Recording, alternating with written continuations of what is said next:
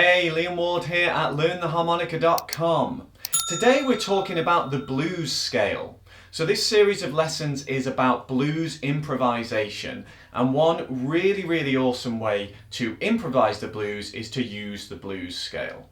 I'm on a C diatonic harmonica, but this tab would apply to any key of diatonic harp.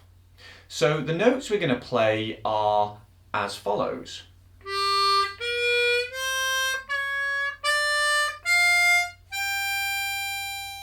So that's our 2 draw, 3 draw half step bend, 4 blow, 4 draw bend, 4 draw, 5 draw and 6 blow.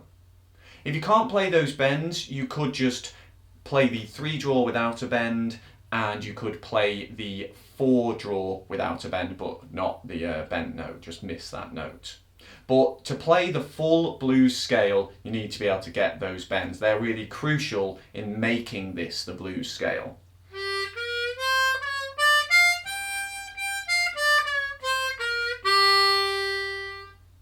Now, we can start to build solos out of that set of notes. If you've been watching this series up to this point, you'll know that in lesson 1, I talked about note selection a little bit. We talked about playing the chord tones, and I was saying that by playing those, we're locking in with the instruments beneath us and playing things that are suitable to the chords.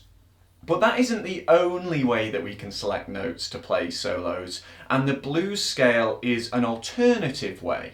The reason I've waited till this point in the course to talk about it is, 1, it's quite hard to play if you can't get those bends, but 2, and this is more important I think, the blues scale is sometimes overdone, I think personally. People think I'll just learn the blues scale and then I'm sorted in terms of blues soloing.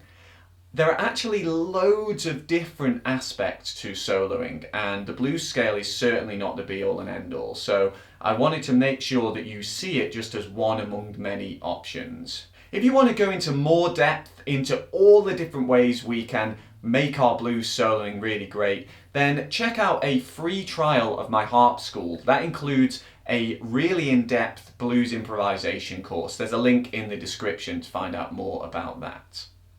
So how do we actually use the blues scale to solo? Well, we could go through and just play it in order, like an arpeggio, which I did with the chord tones in lesson 1. But to really start using it as a soloing thing, we need to start mixing those notes up. So again, we might choose 1 or 2 of them, or mix up the order of them, start mixing up the rhythm of those notes. And the beauty of the blues scale is you can get away with playing it over the whole 12-bar progression, all 3 chords. So some of those notes will be stronger on certain chords, definitely, and some of them will start to feel a bit more tense, a bit more like they're clashing with the chords underneath them. But that can all be part of the kind of bluesiness of what you're doing, and it's not going to sound awful and out of tune.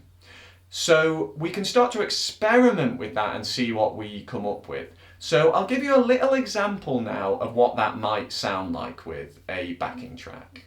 1, 2, 3, 4.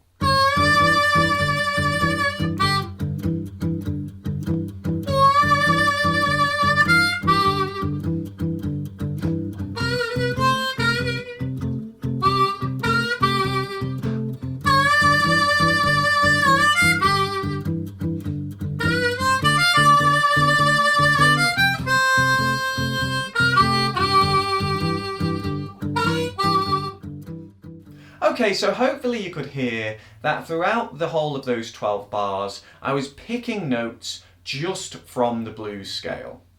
There is a more sophisticated way of using the blues scale where you essentially transpose that blues scale to a 4-chord version and a 5-chord version. And I talk about that in depth in the blues improvisation course, which is available as part of my harp school. So check a link in the description for a free trial of that. No obligation to carry on if it's not for you.